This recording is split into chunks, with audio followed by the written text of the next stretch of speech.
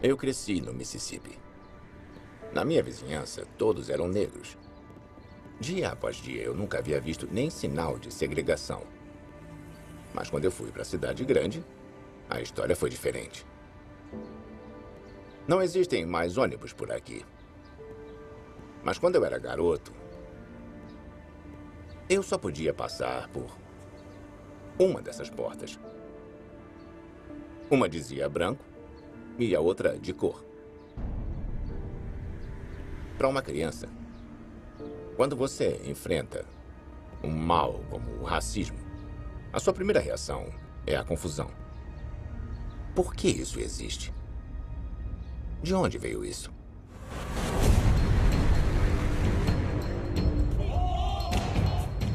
Com toda a nossa capacidade de fazer o bem, o desejo de fazer o mal tem atormentado a história humana.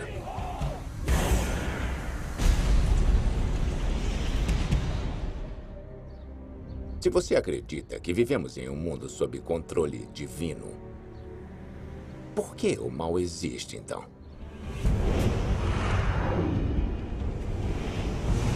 Eu estou embarcando em uma jornada para tentar entender a existência do mal. Eu sei o que você fez. A minha pergunta é, pode me dizer por quê? Para descobrir como isso invadiu nossas vidas. Pessoas que acreditam estar possuídas por um espírito maligno podem vir aqui. Quando o mal começou a invadir nossos corações. Se você mente ou faz alguma coisa ruim... Seu coração fica pesado, e com o coração pesado não dá para entrar no paraíso. E eu vou descobrir como algumas religiões nos ensinam a lutar contra o mal. Você tem duas mentalidades. Uma é boa, a outra é má. Para transformar as trevas... Eu fiz coisas muito terríveis. Em luz.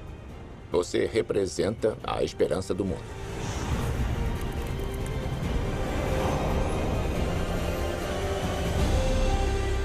A história de Deus com Morgan Freeman. Por que o mal existe? Para entender a existência do mal, nós precisamos saber de onde ele vem. Algumas religiões o veem como uma força invisível que permeia o mundo inteiro. Demônios que se escondem na escuridão. Para o cristianismo, o que poderia ser o próprio diabo, ou será algo maligno que vem de dentro de nós? Então eu estou indo até uma prisão de segurança máxima para conhecer um homem que poderia ser chamado de a encarnação do mal.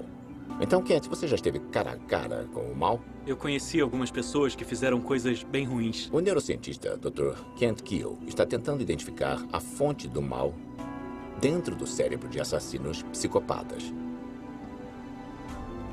Eu quero entender por que as pessoas fazem coisas tão ruins. E saber como ajudar a prevenir isso um dia. Obrigado. Eu estou prestes a conhecer um dos mais notórios pacientes do Dr. Keel. Ele está cumprindo prisão perpétua. O advogado dele me disse que este homem estuprou mais de 24 mulheres. E assassinou 3.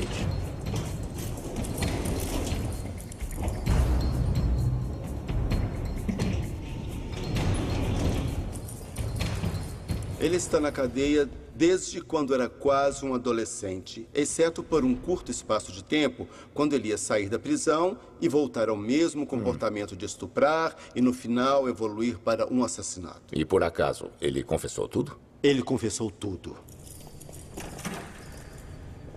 Eu não vou mostrar o rosto dele, porque eu não quero dar mais notoriedade ao homem que cometeu essas atrocidades. Mas eu quero saber o que leva alguém a fazer o que ele fez. Sabe quem eu sou? Sim. Eu sei o que você fez. Minha pergunta é, pode me dizer por quê? Foi uma coisa de momento. Todas as vezes? Eu não fazia planos de sair e acabar com ninguém. De cometer violência sexual contra alguém. Eu tinha um desejo, um impulso, e eu não conseguia impedir a mim mesmo de ceder a esse impulso. Deixa eu perguntar. Eu queria saber, com que idade você começou? Quando eu tinha 21 ou 22, eu estava na rua procurando alguma coisa para roubar. Aí eu vi uma professora que tinha ficado até mais tarde. Então eu decidi roubá-la, sequestrá-la e estuprá-la. Eu empurrei ela para uma estrada de acesso e ela reagiu e escorregou pela porta. Aí eu olhei em volta e me mandei. Quando foi seu primeiro assassinato? Eu tinha uns 27 anos. Eu estava saindo para cometer um roubo. E o crime aconteceu. Sequestro, estupro e assassinato? Sim. Eu estou procurando o termo correto. Não, isso não é culpa, é remorso, remorso. Você se lembra de já ter experimentado isso? Eu não vejo as emoções como as outras pessoas. Eu não sinto. E, para mim, não existe remorso. Eu acho que não estou conectado como as outras pessoas. E aí, Kent? É. Isso é psicopatia? Na psiquiatria, temos uma forma de avaliar o que chamamos de psicopata ou transtorno de personalidade psicopata. A falta de empatia, o controle de impulso, o mau planejamento. Os níveis dele estão na faixa de 99%. O que torna uma pessoa má? Kent escaneou os cérebros de 800 criminosos psicopatas. Este prisioneiro é o caso mais extremo já visto. Então, essa é uma ressonância magnética comum. Parece bem normal quando você olha para o resultado. Mas o que fizemos foi quantificar todas as áreas diferentes do cérebro dele e tentar compreender quão densas elas são, quão fortes elas são, basicamente. Essa área do córtex orbifrontal é muito importante para a formação da personalidade, para o controle dos impulsos, para regular o comportamento. Essas 3 barras que você vê aqui, essa é a média dos presos. Esses são os outros indivíduos que chamamos de psicopatas. Na barra vermelha, e aqui você pode notar que a dele é bem reduzida, ele realmente tem um cérebro diferente. E assim ele realmente se encaixa na escala de 99%. Ele é 1 em 1 milhão, na verdade. 1 em 1 milhão? Ele é um caso raro. Bom, você está na cadeia há uns 30 anos. É. Bastante tempo. E se eu disser que conheço uma forma de você sair, você aceitaria? Eu aceitaria. Mas desde que eu cometi aqueles crimes, eu ainda tenho aquela... possibilidade. Capacidade. A sociedade não estaria segura. Eu não tenho o mesmo autocontrole que você tem, ou como outras pessoas têm.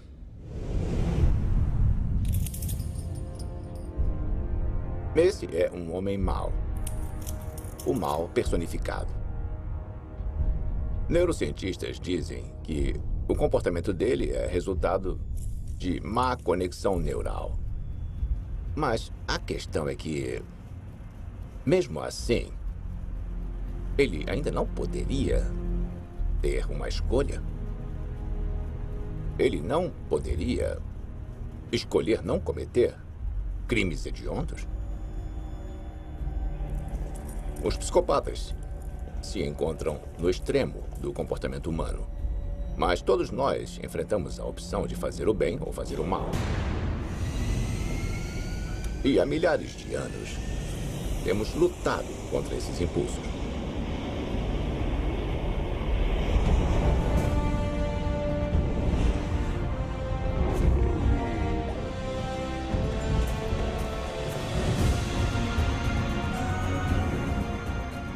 Eu vim até Luxor, capital do Antigo Egito.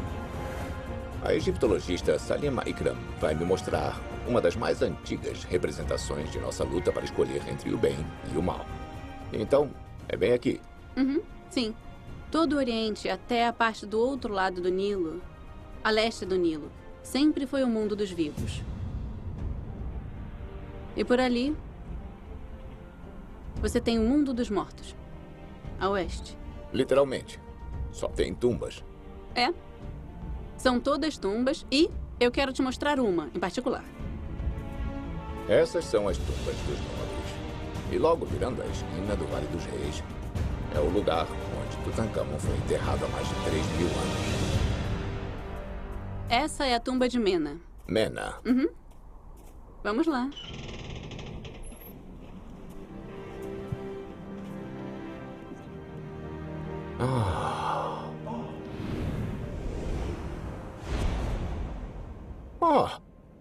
Olha só isso. Aqui estamos. Esse é Mena, bem aqui. Ele foi escriba do deus Amon. Supervisionou as terras do deus Amon e também aqui você pode ver essa grande safra que ele está conferindo. Fantástico.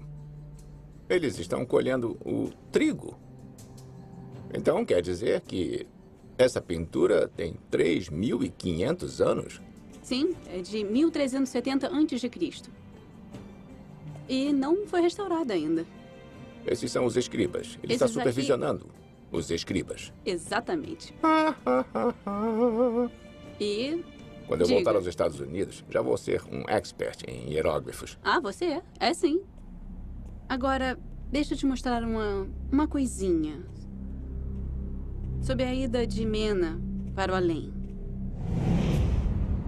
A tumba de Mena tinha uma coisa extraordinária que Salima me disse que eu precisava ver.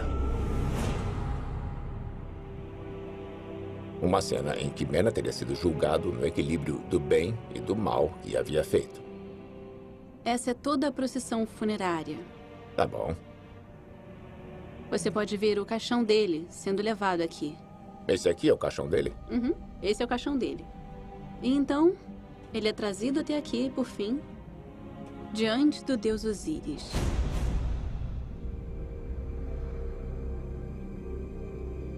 Esse é Mena. Então aqui, você tem uma inovação completa. Essa é a primeira vez que você vai ver isso em um túmulo privado. E essa é a cena da pesagem do coração. E aqui, ele está sendo julgado para ver se ele era bom ou se ele era mau. Na frente de Osíris, o deus do submundo, o coração de Mena é pesado com a deusa da verdade, Mat. Enquanto Thoth, seu marido, escreve o julgamento. Então é quase como se fosse... É um resumo para ele. Isso, um resumo. Então, se você mente, rouba, trapaceia ou faz alguma coisa ruim, a coisa toda, de fato, se reflete no seu Tudo coração. aquilo pesa sobre o seu coração. O coração fica pesado.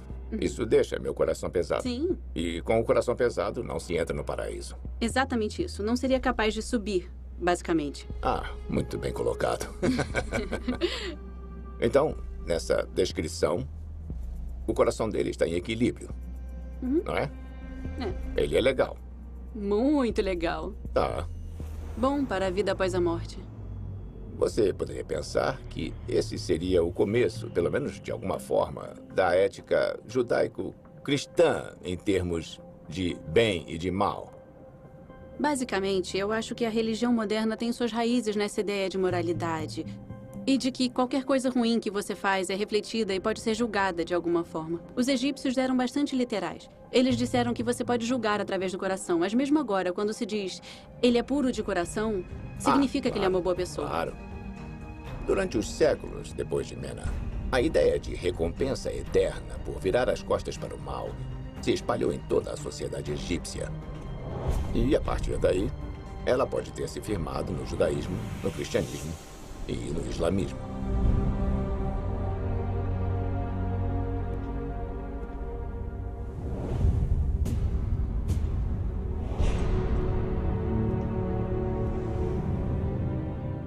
O peso do coração significa que o medo das consequências é a única coisa que nos mantém em um caminho justo.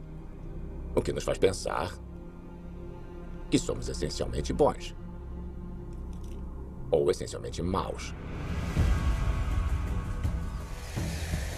De fato, essa questão está bem enraizada na fé cristã.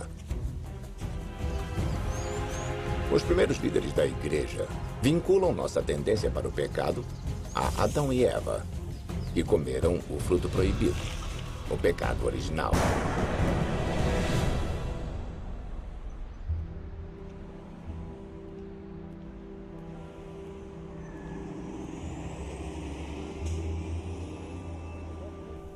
Eu fui encontrar o reverendo batista e teólogo Cutter Calloway para descobrir se o pecado original significa que todos nós somos maus de coração. Olá. Oi, prazer em conhecê-lo. Obrigado. Pode sentar. Obrigado. Que livro você estava lendo? Os primeiros capítulos do Gênesis. Era exatamente sobre isso que eu ia falar. E o que eu quero falar é sobre pecado. O que é o pecado original? Olha, é uma boa pergunta. Para a tradição cristã, o pecado original foi meio que cunhado. É um desejo primitivo, que todos nós temos, e isso é um desejo humano. Ou um impulso, porque Adão pecou. O pecado original foi passado de uma geração para a seguinte, perpetuado, geração após geração após geração. Eu, recentemente, passei um tempo com uma pessoa que diz que é a personificação do mal. E eu precisei perguntar por que fez aquelas coisas. E ele disse, eu só tive vontade. E além disso, eu não sei.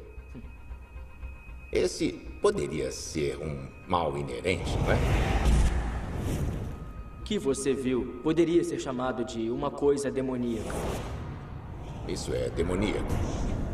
Isso é demoníaco, mas eu acho que é importante para nós reconhecer que há um pouco dele em todos nós. E há algo inerente em nós que parece se desdobrar para a morte e a violência.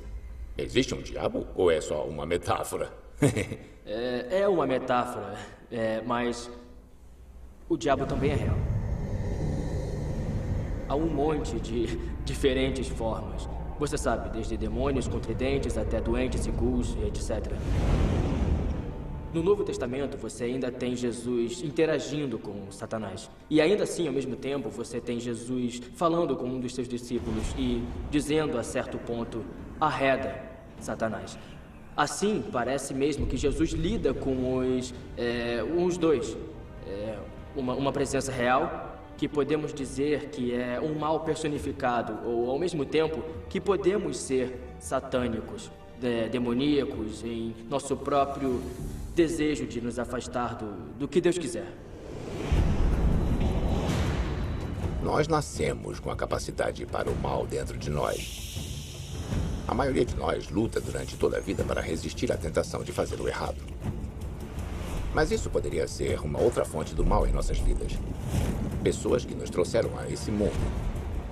O meu pai era um alcoólatra. Quer estejam vivos ou mortos. Por que o mal existe no mundo?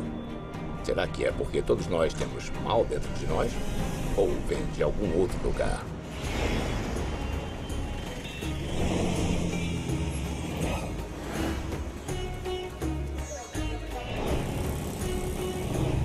Eu viajei para a Índia para entender o que os hindus acreditam ser uma fonte do mal.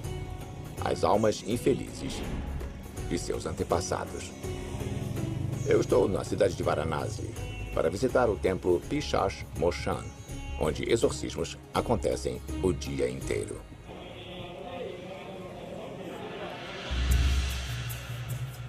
A minha guia, moradora de Varanasi e educadora V.A. Vidya, me apresentou ao sacerdote líder e me mostrou o Goblin, ou Pichacha, que dizem viver ali. Esse Goblin, por 15 anos, vagou por aqui com dores. Então, ele finalmente rezou para Shiva.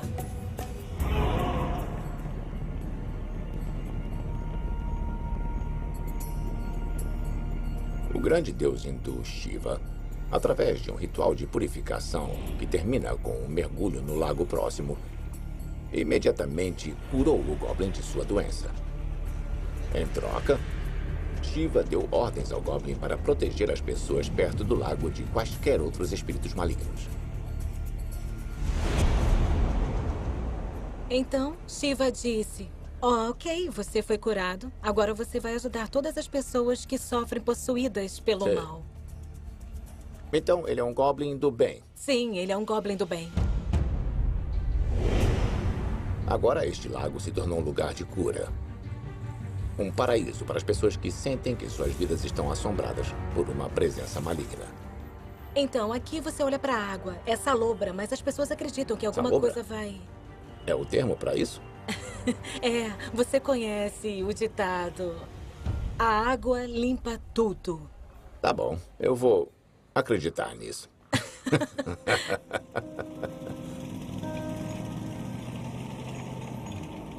Os hindus acreditam que quando a morte de alguém é traumática ou infeliz, sua alma pode se enfurecer e assombrar a vida de seus filhos ou outros parentes.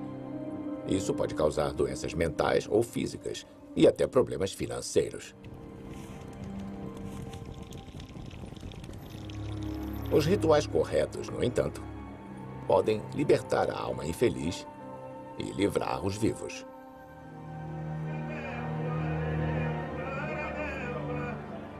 O que está acontecendo aqui? Aquele é o xamã. Ele está Ele preparando... está exorcizando? Isso. Ninguém pode entender a conversa deles. É Estão feita falando em várias línguas? Isso, em línguas desconhecidas. E então o paciente responde, seja com gritos, em línguas ou tem espasmos. E então, finalmente, eles acreditam estar libertos.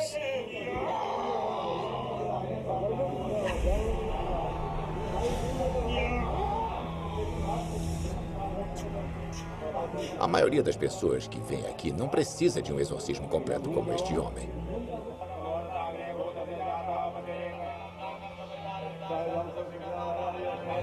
A família Shukla é composta de clientes típicos. Eles estão tendo problemas de dinheiro e temem que os espíritos de seus antepassados possam ser a causa. Este é um ritual de partida para o espírito que está vagando. O que te dá a impressão? O que te faz pensar, será que os espíritos dos meus pais não puderam descansar? Remete a problemas pessoais. Alguma coisa está causando os problemas. Sempre que há uma perda financeira na família, doenças frequentes, sonhos ruins, tudo acaba sendo associado a algo espiritual. Para deixar os espíritos de seus ancestrais felizes, os Shuklas devem preparar uma boa refeição que seja abençoada pelo sacerdote. Eles oferecem mel, manteiga de garrafa, banana, frutas e tudo mais. E isso vai ser oferecido à alma do falecido, que vai comer a comida, então essa será uma refeição especial. Depois de receber toda a comida, eles oferecem uma lanterna, um guarda-chuva e um par de sapatos. Então, aqui, cada alma que partiu está equipada como um humano. Nós chamamos isso, o espírito é tratado como um verdadeiro humano. Os ancestrais recebem o que eles precisam para a sua viagem na outra vida. Depois dos Shuklas depositarem a comida no lago sagrado e pregarem uma moeda nesta árvore abençoada, as almas infelizes de seus ancestrais são libertadas e as sombras do mal desaparecem.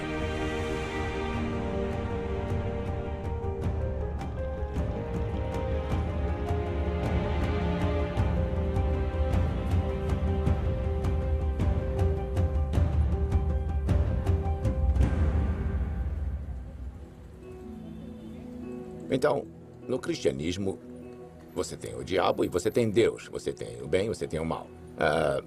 Eu acho que isso não parece acontecer no hinduísmo. No hinduísmo, não há nenhuma dicotomia entre bem e o mal. A mesma pessoa pode se tornar boa ou má.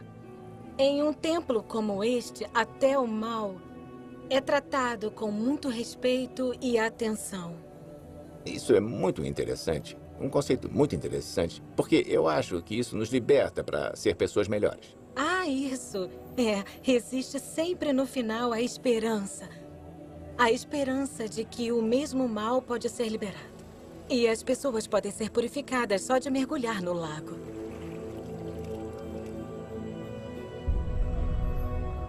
Eu estive observando as pessoas nesses templos, multidões de pessoas, na verdade, fazendo ritual após ritual, tentando ficar nas boas graças dos seus antepassados. Mas o ponto nisso tudo é que o mal não é desprezado. O mal é visto como um espírito que precisa de ajuda, que precisa encontrar paz. Legal.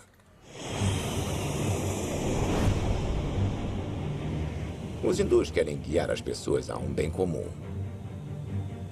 Essa ideia é também a base de outra fé.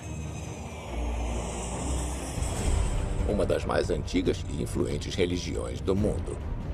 Mas a maioria de nós nunca ouviu falar. Chama-se Zoroastrismo.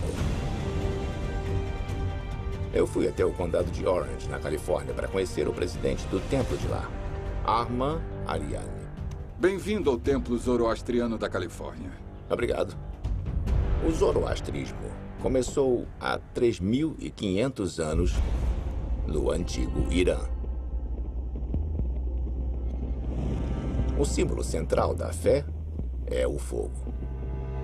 Hoje existem poucos grupos de zoroastrianos pelo mundo, principalmente na Índia e Irã. Mas existem alguns na Califórnia. Este é o Templo do Fogo. Esse fogo fica sempre aceso?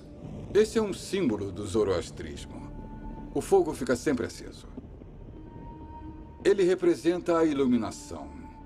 E quanto mais vocês estão conscientes sobre o nosso mundo, quanto mais você sabe sobre o que está à frente, melhores decisões você pode tomar. É como se estivesse andando com uma lanterna na mão. É. Uma luz brilhante na sua vida. Exatamente. Como funciona na crença zoroastriana a separação entre o bem e o mal? No grupo de ensinamentos de Zaratustra, você tem duas mentalidades que são traduzidas pelos ocidentais como espíritos. Uma é boa e a outra é ruim. São princípios, elas são formas de se comportar. Então o lema zoroastriano é bons pensamentos, boas palavras e boas obras. O zoroastrismo é uma religião focada em derrotar o mal. Sacerdotes zoroastrianos usam vestes brancas e impecáveis, que, assim como sua chama sagrada, representam iluminação, o caminho longe do mal.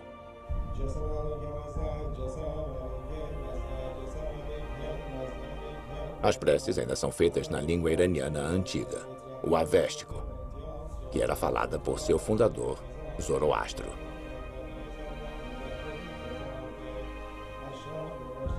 O professor de religião Gregory Riley tinha vindo estudar como as crenças zoroastrianas moldaram o judaísmo e o cristianismo, e como surgiu a ideia do diabo. O zoroastrismo antecede as religiões abraâmicas. Exato. Zoroastro postulou que, para derrotar o mal no mundo, era preciso haver uma batalha cataclísmica. E que Deus e o diabo iriam lutar. Isso é do Novo Testamento, não é zoroastrismo? Isso é zoroastrismo. E se você procurar na grande massa de religiões ao redor, não há diabo. Os israelitas, eles viviam sem um diabo até estarem na Babilônia. Os judeus conheceram o zoroastrismo e eles começaram a assimilar as ideias. Eles voltam, aí o diabo começa a aparecer na literatura judaica, essas ideias sobre o diabo ter causado esse mal, e foi assim que essas coisas começaram a influenciar as pessoas. Entendi. Então, no momento que chegamos à época de Jesus, eles realmente criaram um nome para o diabo, Beelzebub, que você já deve ter ouvido. Já, tem mais alguns. Sim. Então, o grande rival de Jesus no nosso Novo Testamento e Evangelhos. Essa é agora uma nova visão. Exatamente. Os judeus fizeram a deles, os cristãos fizeram a deles e o islamismo também. Mas assim como a ideia do diabo no cristianismo evoluiu de crenças antigas, o zoroastrismo moderno evoluiu também. Para muitos zoroastrianos, o diabo não é mais real, aquela figura demoníaca. É um combatente interno.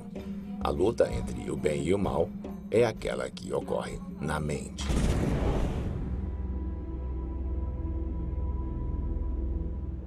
Então, o lema zoroastriano é bons pensamentos, boas palavras e boas obras. E a ordem é muito importante, porque você começa com um pensamento, você fala com isso com o mentor antes de tomar qualquer decisão. Assim, não entre em apuros. E não existe Satanás, não existe diabo, alguma coisa do lado de fora nos influenciando. Certo. Significando, portanto, que Deus está presente em todos nós. Em todos nós.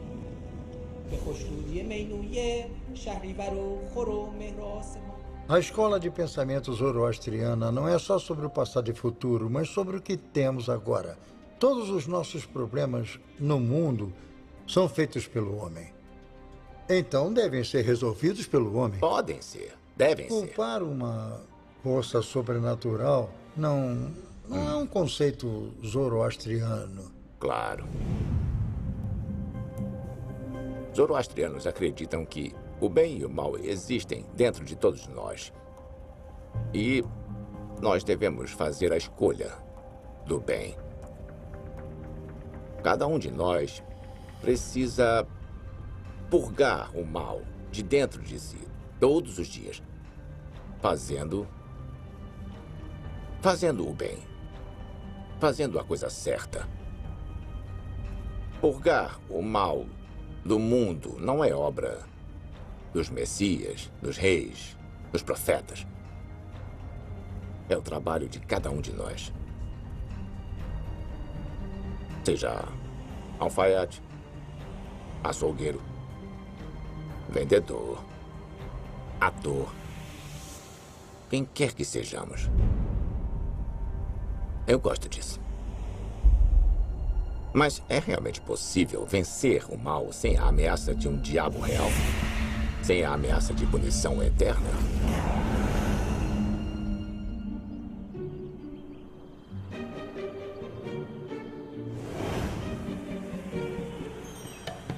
Na Nova Zelândia, o psicólogo Jesse Bering acredita que precisamos de seres sobrenaturais para nos manter no caminho certo. Estão prontas para jogar um jogo? Sim! Jesse desenvolveu um experimento para testar essa teoria. Certo. Por que vocês não fazem um círculo e se sentam de frente para mim enquanto eu explico as regras para vocês? Vocês estão vendo esse pedaço de fita? A primeira regra é que vocês não podem ultrapassar essa linha. A segunda regra é que vocês vão ter que jogar isso de costas para o seu alvo. Então vocês fazem assim, façam o melhor que puderem. Viram? Hã? Não é tão fácil, né? Vocês vão jogar esse jogo um de cada vez e aquele que conseguir o maior número de pontos no alvo recebe um prêmio muito especial no fim do dia. Ok, vejo vocês daqui a pouco. Jesse assiste através de câmeras escondidas para ver se as crianças vão trapacear. Então, aqui nós temos um garotinho e você quase pode ver as maquinações na mente dele. Vamos ver o que ele faz. Você não pode culpar uma criança de 6 anos por fazer isso. Ele realmente quer o prêmio e acha que pode se safar e é uma resposta normal para uma criança. Essa garotinha, olha para ela. Ela passa direto pela linha e coloca várias bolas no alvo. Agora ela verifica se realmente não há ninguém espiando ou que possa ver o que ela está fazendo. Por estarem sozinhos, eles pensam, por que não trapacear se não tem ninguém olhando? Mas e se tivesse alguém observando? Jesse começa o mesmo experimento com outro grupo de crianças e um ser sobrenatural invisível. Bem, antes de começarmos, eu queria apresentar a vocês alguém muito especial, que está na sala com a gente aqui agora. O nome dela é Princesa Alice. Já ouviram falar da Princesa Alice antes? Ela é uma princesa mágica muito simpática e tem uma habilidade muito especial. Ela pode ficar invisível. A Princesa Alice está sentada naquela cadeira agora mesmo. Então vocês podem ir lá pra cima agora, e aí nós vamos trazer um por um para jogar o jogo. Com as crianças acreditando que estão sendo vigiadas por uma princesa invisível, Jesse vê uma coisa notável. Vejam só essa garota. Ela está indo muito bem até agora. Claramente não está interessada em quebrar as regras. Aqui nós temos uma garotinha que chega a tocar a cadeira para ver se talvez ela possa sentir a Princesa Alice. Princesa Alice? Ela diz, Princesa Alice, ela claramente não está tentando trapacear. Esse é o poder da crença, sabe? Essas crianças nunca ouviram falar dela antes, mas, de repente, ela se torna real em suas mentes. Os resultados de Jesse foram sempre os mesmos. Então, o que vimos depois de testar centenas de crianças com esse estudo é que as crianças para as quais dissemos que a Princesa Alice estava na sala com eles quando são deixadas sozinhas, têm menos probabilidade de trapacear.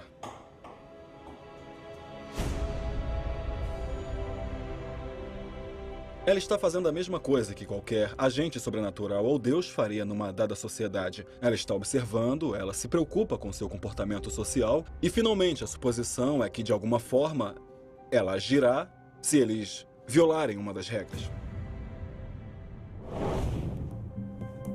A investigação de Jesse sugere que precisamos acreditar que estamos sendo observados para eliminar o comportamento egoísta, para manter o mal sob controle. Portanto, a questão proverbial é: você roubaria um banco se você soubesse que ninguém poderia saber que você fez isso? Eu sinceramente acho que, se formos honestos, muitos entrariam lá e realmente roubariam esse dinheiro. Um ser que tudo vê, tudo sabe, intervencionista, todo-poderoso, uma deidade moralista que ajuda e orienta as pessoas na direção do bom comportamento. A recompensa do paraíso e a ameaça da punição eterna no inferno nos mantém no caminho certo. Mas e aqueles que sucumbiram ao mal? Poderia a fé nos levar à redenção? Ou poderia o mal nos marcar por toda a vida? Eu estou viajando o mundo para descobrir por que as pessoas acreditam que o mal existe. Cristãos, judeus e muçulmanos acreditam que parte da condição humana está tentada a fazer o errado. Muitas crenças nos incentivam a lutar contra a tentação, a pôr o bem maior à frente do nosso interesse próprio. Mas nós podemos realmente nos livrar do mal? Em Sarnath, na Índia, eu testemunhei como os budistas tibetanos se purgam de maus pensamentos.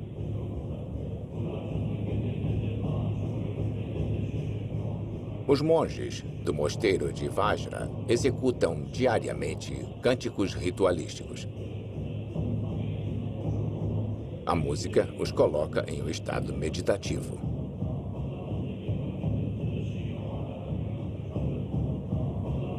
Os budistas acreditam que o desejo de fazer o mal deriva de nossa ignorância sobre como nossas mentes trabalham. O ritual ajuda esses jovens monges a localizar a origem desses pensamentos ruins, para que então eles possam entender sua causa e superá-los. Mas nem todo mundo quer lutar contra seus demônios interiores. Existem muitas pessoas que parecem insistir em fazer coisas ruins. Existe alguma forma de mudá-las? Eu pedi a Kent Keel, o neurocientista que estuda psicopatas, para se encontrar comigo outra vez. Eu quero saber se os exames cerebrais nos dão alguma pista de como combater o mal. Bom, nós sempre aceitamos o mal como ele é. Ele simplesmente é. Não podemos fazer nada. Mas esses exames cerebrais poderiam ser usados, talvez, para interceptar alguns jovens antes que eles entrassem nisso? Eu acho que podem. Quando entendemos que os sistemas do cérebro são diferentes em pessoas que cometem esses crimes terríveis, temos uma oportunidade para desenvolver um tipo de tratamento para isso.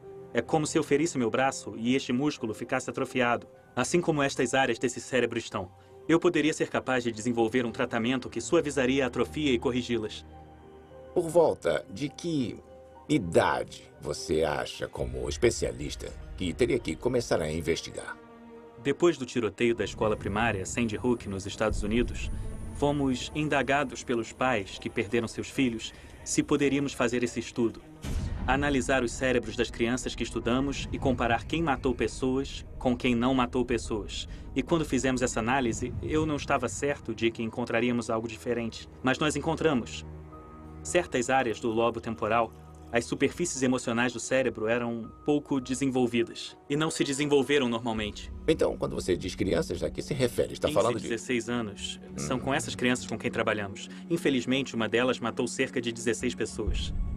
Para a neurociência hoje, é por volta dos 11, 12 anos que achamos possível identificar e separar crianças que têm problemas das que são apenas destrutivas e vão crescer fora disso. Se você fosse um juiz e quisesse saber essa é uma criança de alto risco ou de baixo risco e pudéssemos dizer esta é uma criança de alto risco, agora temos uma ferramenta que pode ajudar a entender e prever o pior tipo de coisa que todos queremos prevenir, um homicídio. O que realmente queremos é ser capazes de melhorar a prevenção, e então achamos que isso pode nos ajudar a fazer progresso. A ciência pode ajudar a identificar aqueles que estão mais propensos ao mal. Mas como virar as costas para uma vida de maldade?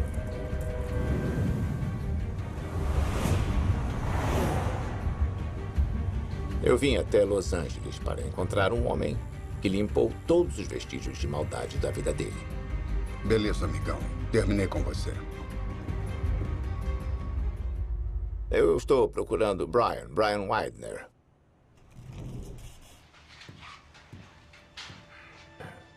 Morgan Freeman. Sou o Brian, como vai? Eu vou bem. Na verdade, eu vou muito bem. E você? Eu vou bem. Me fale um pouco sobre você. Eu vi coisas terríveis. Por 16 anos, eu fui um skinhead neonazista.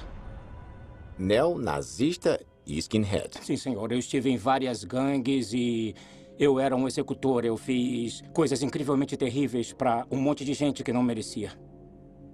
Eu era uma pessoa má. Eu queria machucar o mundo. Era tudo o que eu queria fazer. Eu tinha um senso de destruição total para com todos e era isso que me movia. Deixa eu perguntar. Como você chegou às ruas e por que estava nelas? Eu me envolvi com uma gangue, foi isso. Me envolvi com pessoas erradas. Eu tinha 14 anos de idade e estava correndo pelas ruas. Esses caras me deram lugar para ficar, me deram bebida, me fizeram sentir aceitável e querido. E por volta do meu 10º ano, eu meio que percebi que isso era uma subcultura de degenerados. Eu percebi que eu não sou superior a ninguém.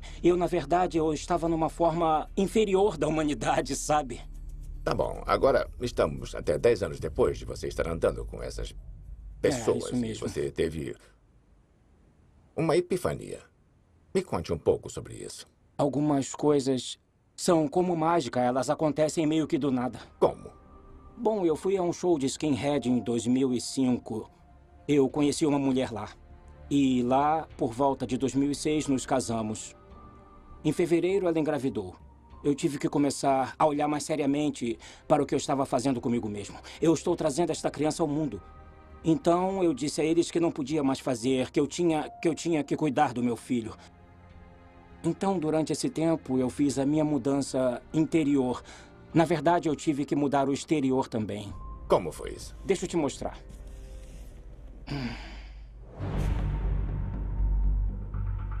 Era assim que eu costumava ser. O meu pescoço era completamente coberto, o meu rosto era coberto, só dava para ver uma parte. Eu não podia escapar da minha aparência exterior, mesmo achando que eu havia mudado por dentro. Eu entrei em contato com o Souter Poverty Law Center. Eles, na verdade, me encaminharam para onde eu fui capaz de conseguir ter as tatuagens retiradas do meu rosto. Bom, agora eu consigo ver pequenos indícios de cicatrizes. Mas como se você tivesse estado numa briga em algum momento e se recuperado. Não imaginei que tivesse removido tudo. Quanto tempo durou esse processo? Durou mais ou menos uns 2 anos e meio. Foram 25 ou 26 sessões, alguma coisa assim. A cada 2 semanas eu era queimado por lasers. Foi horrível. O meu rosto estava sempre inchado, eu parecia o Homem-Elefante. Foi uma época muito ruim. Olha só, aqui tem uma foto minha durante o processo. Parece que levou um soco no olho. Parece que eu fui pego por um lutador de boxe. Foi como um acerto de contas. Eu encarei isso como uma penitência, Tomei a dor como um lembrete de que eu causei dor o suficiente e poderia sentir também. Você poderia descrever para mim o seu senso de si mesmo naqueles tempos, em termos de maldade? Olhando para trás, eu não tive nenhum remorso. Eu estava beirando a sociopatia. Eu não tinha sentimentos. Eu queria machucar o mundo. Enquanto eu estava no processo de remoção das tatuagens, eu encontrei Deus. Antes disso, eu era um pagão e a minha vida sempre foi sombria. Eu tinha um buraco na minha alma. Eu não sei exatamente o seu nome ou se é judaico-cristã, mas há uma presença divina no universo e isso se fez conhecer. Isso me ajudou a perceber que há o bem e o mal em todos nós. E o meu objetivo agora é, basicamente, quando eu deixar este mundo, deixar um lugar melhor do que quando eu cheguei. Tentar ser uma pessoa boa. É o que eu posso fazer e espero que seja o suficiente. Precisamos, algumas vezes, pensar que o mal apenas existe, não há nenhuma esperança. Mas você representa a esperança do mundo. Isso é transformação, a completa transformação que você mesmo fez. Com certeza. E para você ser capaz de mudar a si mesmo completamente desse jeito, isso foi muito, muito encorajador. Obrigado. E eu me sinto honrado em conversar com você. Obrigado. Bom, eu vou contar uma coisa que eu andei notando. Você é um cara bonitão. Obrigado. Você também é. Bate aqui.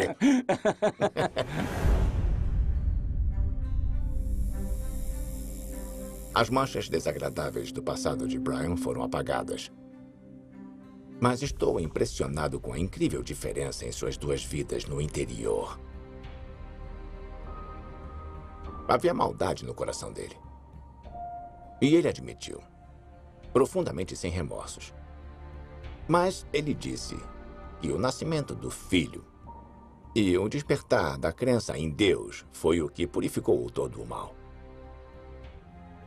Se Brian pôde fazer isso, isso nos dá a esperança de que as pessoas podem mudar. O mal pode ser contido. Esta esperança está no centro da fé cristã. Nos reunimos hoje, nesta margem do rio, para executar uma das mais antigas tradições de nossa fé, que é o batismo. As pessoas pecam, mas esses pecados podem ser purificados. Nós seguimos o exemplo de Jesus hoje. Batizamos Austin, Kate, Abby, Norman e Chris. Os 5 fazem isso como um sinal de arrependimento e o perdão dos pecados. O batismo aponta para uma direção onde estamos indo. É um novo início em nossas vidas. A Bíblia diz que Adão e Eva não conheciam o mal até provarem do fruto proibido. Quase todas as crenças contam uma história sobre como o mal começou. Se nós acreditarmos se tratar de almas infelizes, do próprio diabo ou do diabo interior, todos nós, cedo ou tarde, ficaremos cara a cara com o mal. Mas eu acho que precisamos conhecer o mal, porque apesar de todo o sofrimento que ele nos traz, isso nos leva a fazer o bem. Sem o mal, como nós poderíamos desenvolver nossas características humanas únicas? A capacidade de expressar a bondade, a misericórdia e o perdão.